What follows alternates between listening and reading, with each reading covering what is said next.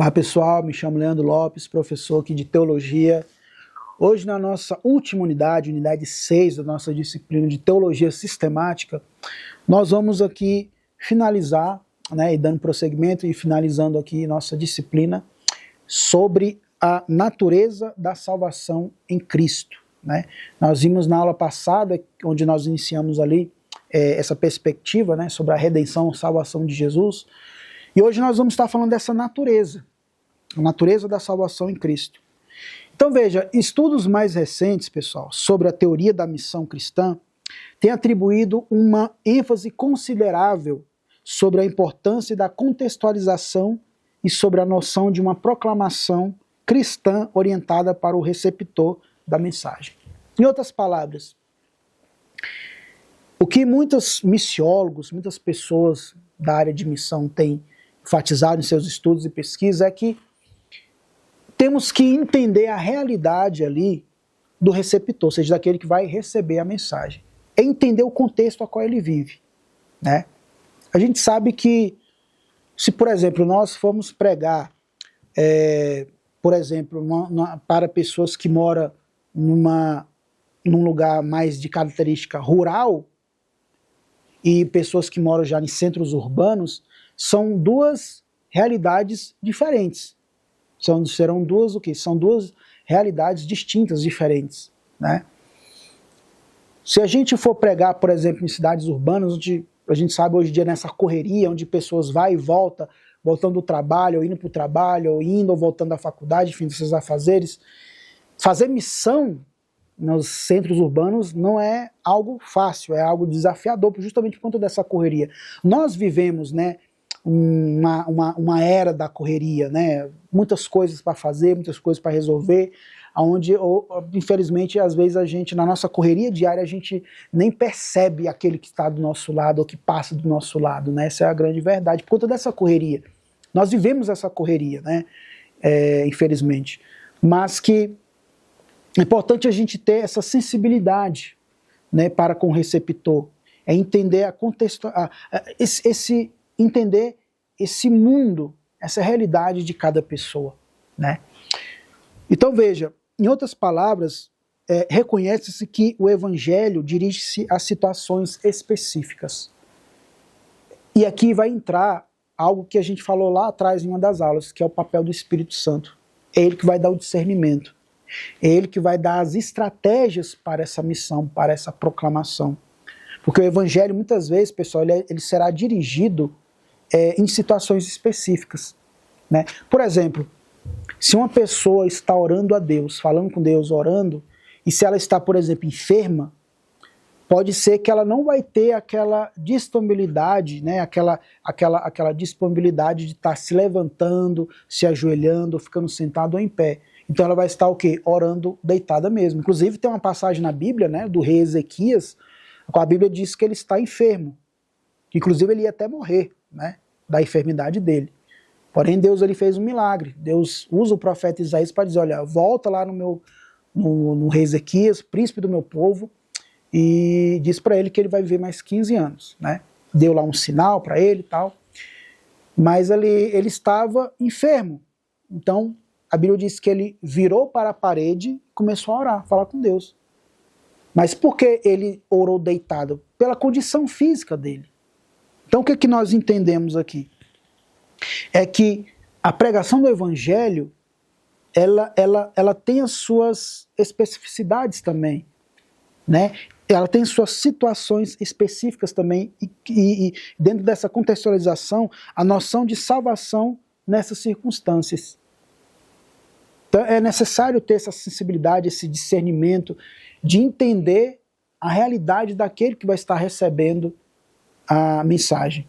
Então essa natureza da salvação em Cristo, ela implica nisso, por quê? Porque a salvação, o Evangelho é essa mensagem de salvação, é a boa nova.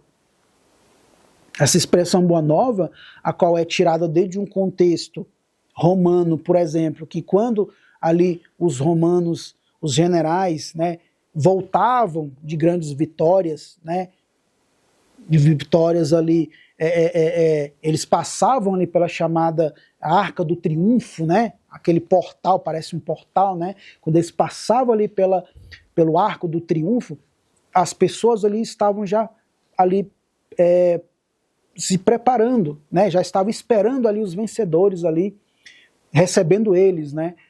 Por conta da grande vitória. Então aquilo dali era o quê? Uma boa nova, era uma boa notícia.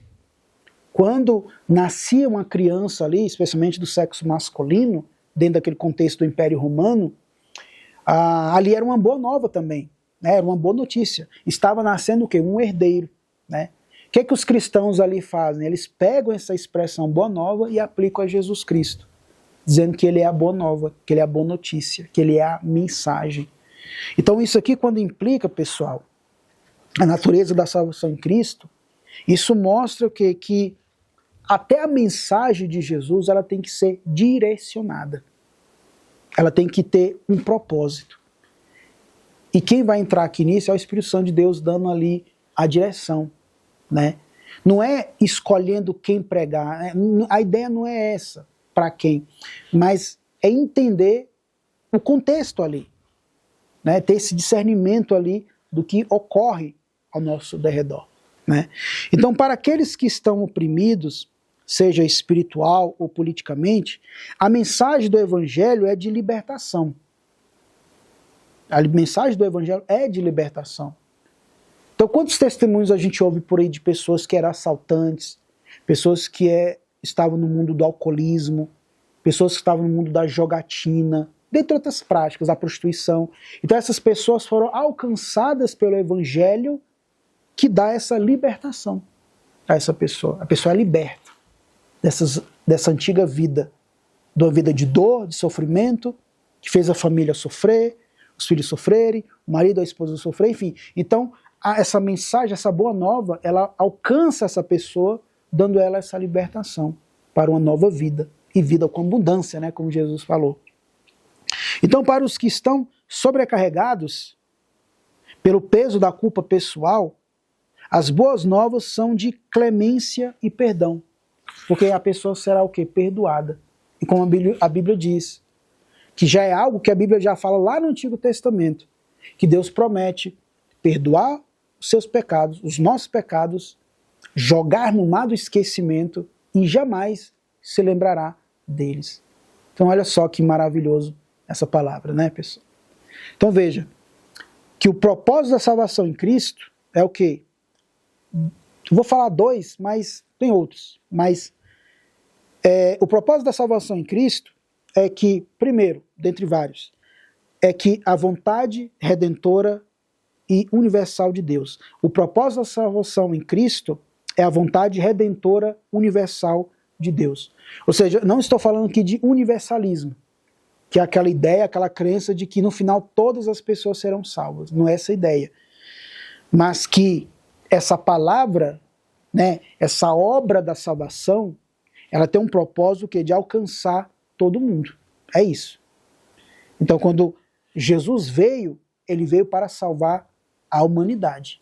Agora, aqueles que vão crer ou não na sua obra expiatória, de aceitá-lo como salvador da sua vida, aí já é outra coisa. Mas o propósito dele é de salvar, foi de salvar toda a humanidade. Mas, mais uma vez, eu não estou usando a expressão aqui universalismo, que no final todo mundo será salvo, não. Porque a Bíblia é muito clara, pessoal, em falar que aquele que crê em Deus, crê em Jesus, será salvo, mas aquele que não crê já está condenado.